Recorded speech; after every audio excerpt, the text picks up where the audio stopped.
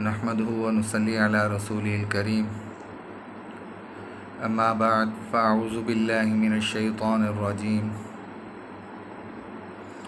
بسم اللہ الرحمن الرحیم۔ بات ہو رہی تھی حضرت عمر رضی اللہ تعالی عنہ کے حوالے سے، خلیفہ دوم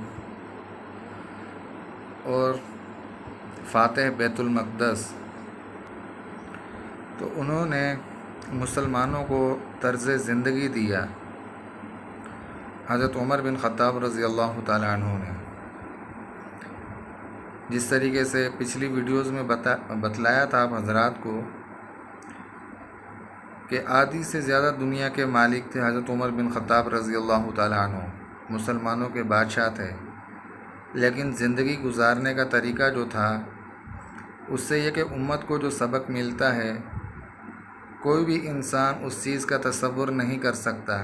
کہ ان کے پاس آدھی سے زیادہ دنیا کی ملکیت ہو اور ان کا سونے کا طریقہ اور آنے جانے کا ان کا طریقہ وغیرہ، یہ سب چیزیں جو ہیں ان کی حیات مبارکہ سے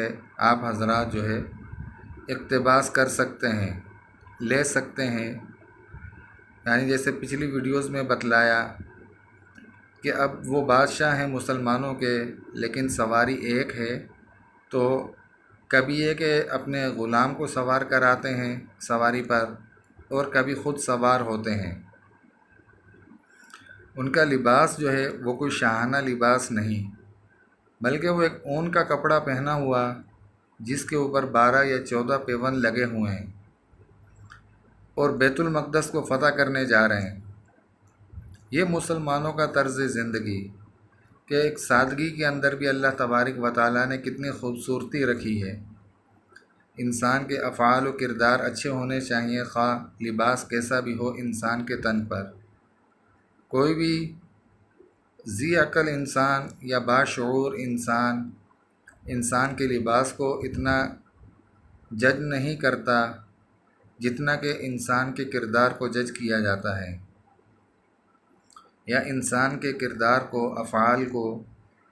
انسان کے بولنے کو اور ان کے رہن سہن کو دیکھا جاتا ہے،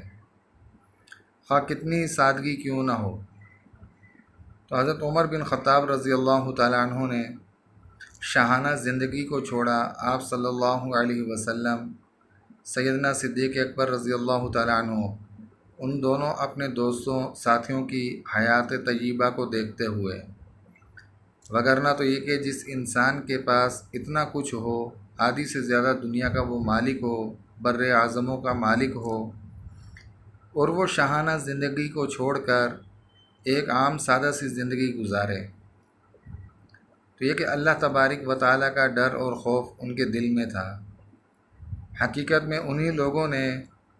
طرز زندگی انسانیت کو دیا کہ کس طریقے سے انسانوں کو زندگی گزارنی چاہیے۔ تو آگے بات کریں گے جس طریقے سے کچھ وہ چیزیں کہ جو اغیار نے لکھی ہیں حضرت عمر بن خطاب رضی اللہ تعالیٰ عنہ کے بارے میں، جو کفار کا نظریہ ہے، ان میں سے کسی ایک مورخ کا، جو اس نے خود اپنی ذات سے وہ چیزیں جو حضرت عمر بن خطاب رضی اللہ تعالیٰ عنہ میں دیکھیں اور لکھیں کہ وہ کن اوصاف کے مالک تھے، اور مسلمان جب ان کے قیام گاہ میں حضرت عمر بن خطاب رضی اللہ تعالیٰ عنہ پہنچے، مسلمانوں کی بیت المقدس سے باہر مسلمانوں کا لشکروں کا جو ہے وہ قیام گاہ تھی، وہاں پہنچے تو لوگوں نے کہا کہ حضرت آپ اچھا عمدہ قسم کا لباس پہنیں، اور یہ کہ اونٹ کی سواری کو چھوڑیں، گھوڑے کی سواری پر آ جائیں۔ یہ عمدہ قسم کی سواری ہے جو حضرت عمر بن خطاب رضی اللہ تعالیٰ عنہ نے لباس پہنا ہوا تھا، اس میں 14 پیون لگے ہوئے تھے، مسلمانوں کے اور وقت کے بادشاہ، غلام ساتھ۔ اور یہ کہ مسلمانوں نے کیا کہا کہ اپنی سواری سے اتر جائیں، اونٹ سے، گھوڑے پر آپ سوار ہوں اور اپنے کپڑے تبدیل کریں، اور کفار کے دلوں میں آپ کا رعب اور دبدبہ بیٹھے گا اس سے، جب آپ کے پاس شاہانہ پہننے والا کپڑا ہوگا اور شاہانہ سواری ہوگی تو کفار کے دلوں میں آپ کا رعب اور دبدبہ بیٹھ جائے گا اس سے۔ حضرت فاروق اعظم رضی اللہ تعالی عنہ نے سفید لباس پہنا اور اونٹ سے اتر کر گھوڑے پر سوار ہو گئے۔ جب گھوڑے پر سوار ہوئے تو یہ کہ جب گھوڑا 2-4 قدم چلا، تھوڑا چلا، تو حضرت عمر بن خطاب رضی اللہ تعالیٰ عنہ کے دل میں ایک سرور سا پیدا ہوا۔ تو یہ کہ وہ چلتے ہوئے گھوڑے کے اوپر سے اتر گئے حضرت عمر بن خطاب رضی اللہ تعالیٰ عنہ، کیونکہ انسان کے پاس جتنی اچھی گاڑی ہوگی اتنا زیادہ عمدہ قسم کا انسان کا سفر رہے گا، اور لازمی بات ہے کہ انسان دوسرے لوگوں کو دیکھے گا تو انسان کے دل میں ایک غرور سا اور تکبر سا پیدا ہو جاتا ہے۔ حضرت عمر بن خطاب رضی اللہ تعالی عنہ بھی گھوڑے سے نیچے اتر گئے، عمدہ قسم کی سواری کو چھوڑ دیا اور پیدل چلنا شروع کر دیا۔ حضرت عمر بن خطاب رضی اللہ تعالی عنہ نے فرمایا کہ مجھے تم لغزش دینا چاہتے تھے یا مجھے گناہ میں ڈالنا چاہتے تھے کہ اس عمدہ قسم کی سواری پر سوار ہو کر اور میرے دل میں ایک سرور یا تکبر سا پیدا ہو، اور یہ کہ مجھے اس کے ذریعے سے تم لغزش میں یعنی گناہ میں ڈالنا چاہتے تھے کہ کسی طریقے سے میرے دل میں گناہ پیدا ہو۔ اب اتنی سی بات کو لے کر حضرت عمر بن خطاب رضی اللہ تعالیٰ عنہ کے دل میں تکبر کا خوف سا پیدا ہوا، جس کی وجہ سے گھوڑے کی سواری کو چھوڑ دیا اور پیدل چلنا شروع کیا۔ تو حضرت عمر بن خطاب رضی اللہ تعالیٰ عنہ نے فرمایا کہ مجھے ڈر تھا کہ مسلمانوں کا امیر ہلاک ہو جاتا، یعنی خلیفہ حضرت عمر اپنے بارے میں فرما رہے ہیں کہ مجھے ڈر تھا کہ کہیں میں ہلاک ہو جاتا، کہ گھوڑے کی عمدہ قسم کی سواری پر سوار ہو کر اور میرے دل میں جو سرور پیدا ہو رہا تھا اس کو ساتھ لے کر چلتا رہتا، تو اس کی وجہ سے کیا ہے کہ میں ہلاک ہو سکتا تھا۔ اب یہ کہ دل میں سرور کا پیدا ہونا، تکبر کا آنا، غرور کا آنا کہ بھئی میرے پاس تو یہ شاہانہ قسم کی سواری ہے، تو اس سے اگرچہ کفار کے دلوں میں حضرت عمر بن خطاب رضی اللہ تعالیٰ عنہ کا رعب اور دبدبہ بیٹھتا، لیکن اپنے دل میں کیا چیز تھی وہ حضرت عمر بن خطاب رضی اللہ تعالیٰ عنہ اس سے بخوبی واقف تھے اور اچھے طریقے سے جانتے تھے۔ حضرت عمر بن خطاب رضی اللہ تعالیٰ عنہ نے اس سواری کو چھوڑ دیا اور آگے آپ صلی اللہ علیہ وسلم کا قول نقل فرمایا کہ آپ صلی اللہ علیہ وسلم نے فرمایا، جس کا مفہوم یہ ہے کہ وہ شخص جنت میں نہیں جائے گا جس کے دل میں ذرہ برابر بھی تکبر ہو، کہ وہ شخص جنت میں داخل نہیں ہوگا جس کے دل میں ذرہ برابر بھی تکبر ہو، اور اسی کے برعکس کہ وہ شخص جہنم میں داخل نہیں ہوگا جس کے دل میں ذرہ برابر بھی ایمان ہو۔ اور اس چیز کے بارے میں تو ہر انسان بخوبی واقف ہے، جانتا ہے کہ رائی کے دانے کے برابر بھی، رائی کا دانہ بہت ہی چھوٹا سا معمولی سا دانہ ہوتا ہے، بہت ہی ہلکا اور اپنی جسامت میں بہت ہی چھوٹا، یہ کہ اس کے دانے کے برابر بھی اگر کسی انسان کے دل میں رائی کے دانے کے برابر بھی اگر تکبر ہوگا تو وہ انسان جنت میں داخل نہیں ہوگا۔ اور اسی طریقے سے کہ اگر کسی انسان کے دل میں رائی کے دانے کے برابر بھی ایمان ہوگا تو وہ شخص جہنم میں داخل نہیں ہوگا۔ حضرت عمر بن خطاب رضی اللہ تعالی عنہ اب دوسرے دن عیسائیوں کے، پادریوں کے اور عظیم سرداروں کے سامنے جب پیش ہوئے، جو بیت المقدس کی دیواروں یعنی فصیلوں کے اوپر جو چڑھے ہوئے تھے، انہوں نے حضرت عمر بن خطاب رضی اللہ تعالی عنہ کو دیکھا دور سے، اور دیکھ کر کیا آوازیں لگانا شروع کیں کہ فاروقی آ رہا ہے، یعنی فاروق اعظم رضی اللہ تعالیٰ عنہ تشریف لا رہے ہیں تو بیت اللہ کے دروازے کھول دو۔ انہوں نے زور زور سے یہ چیخیں مارنا اور چلانا شروع کر دیا کہ فاروق اعظم رضی اللہ تعالیٰ عنہ آ رہے ہیں اور دروازے کھول دو۔ اتنی بڑی عظیم سلطنت کے عظیم رہنما حضرت فاروق اعظم رضی اللہ تعالیٰ عنہ جب کفار کے، عیسائیوں کے، پادریوں کے عظیم سرداروں کے سامنے پیش ہونے گئے تو اللہ تبارک و تعالیٰ نے ان کے دلوں میں حضرت فاروق اعظم رضی اللہ تعالیٰ عنہ کی عظمت و ہیبت ان کے دلوں میں بٹھا دی، اور یہ کہ حضرت عمر بن خطاب رضی اللہ تعالیٰ عنہ کے دل میں خوف خدا کے علاوہ اور کچھ بھی نہیں تھا ساتھ، کیونکہ خوف خدا حضرت عمر بن خطاب رضی اللہ تعالیٰ عنہ کے دل میں تھا کہ اللہ تبارک و تعالیٰ کو راضی کرنا ہے کسی طریقے سے، اور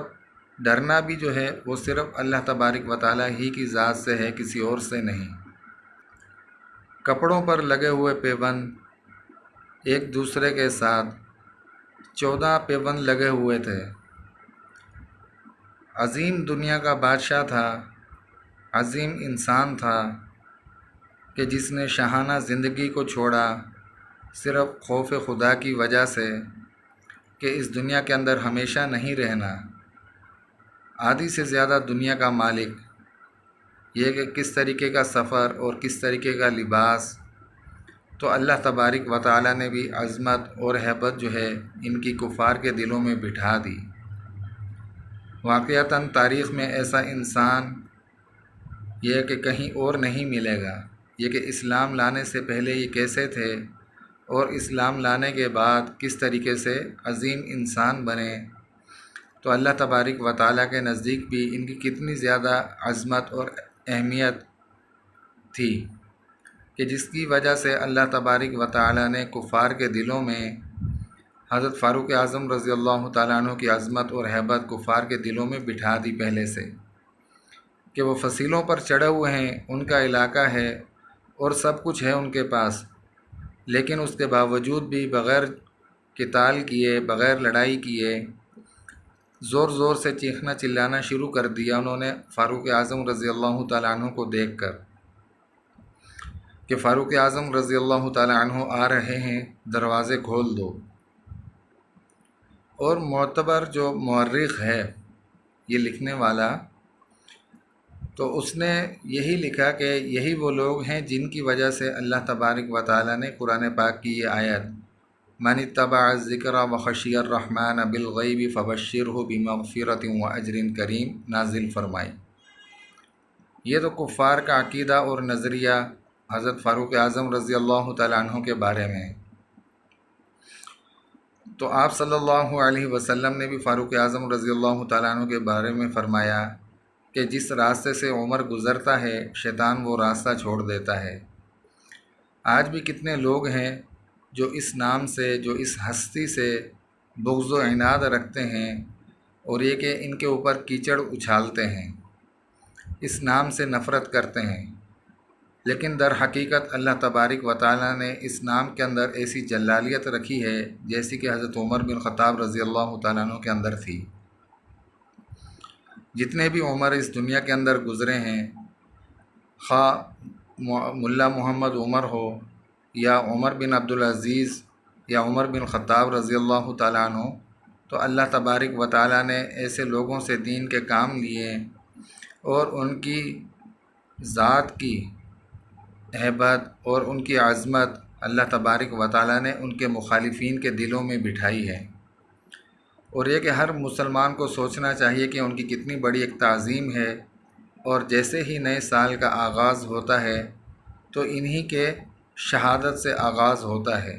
اللہ تبارک و تعالیٰ نے مسلمانوں کے لیے عظیم المرتبہ شہادت کا رکھا ہے کہ مسلمان اللہ تبارک و تعالیٰ کے راستے میں شہید ہوتا ہے، اور جب اسلامی سال کا آخر آتا ہے تب بھی اللہ تبارک و تعالیٰ قربانی مانگتے ہیں، اور سال کا آخر اسلامی سال کا وہاں بھی قربانیاں ملیں گی، اور اسلامی سال کا جو شروع ہے، ابتدا ہے، تو وہاں بھی آپ حضرات کو قربانیاں ہی قربانیاں ملیں گی دین و اسلام کے اندر۔ اللہ تبارک و تعالیٰ سے دعا ہے کہ اللہ تبارک و تعالیٰ ہم سب کو ان حضرات کی تابع داری اور ان حضرات کی اتباع میں زندگی گزارنے کی اللہ تبارک و تعالی ہم سب کو توفیق عطا فرمائے، اور ان ہستیوں کا اتباع کرنے کی اللہ تبارک و تعالی ہم سب کو توفیق عطا فرمائے۔ ویڈیوز اچھی لگنے کی صورت میں سبسکرائب اور لائک لازمی کر دیا کریں، تاکہ ہماری ہر نئی آنے والی ویڈیوز جو ہیں وہ آپ حضرات تک بآسانی پہنچتی رہیں۔